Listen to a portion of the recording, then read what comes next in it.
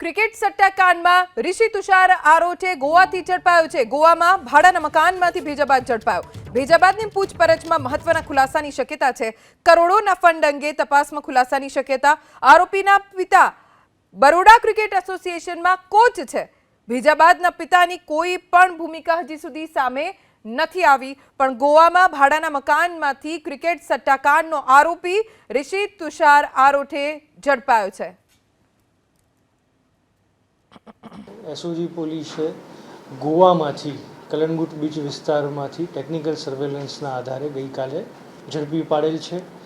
આગળની કાર્યવાહી માટે ઋષિને રાવપુરા પોલીસ સ્ટેશનને કસ્ટડી સોંપવામાં આવશે અને જે બધી કસ્ટડી બાદમાં વલસાડ પોલીસ તરફથી લેવામાં આવનાર છે. ઋષિનું બેકગ્રાઉન્ડ શું છે?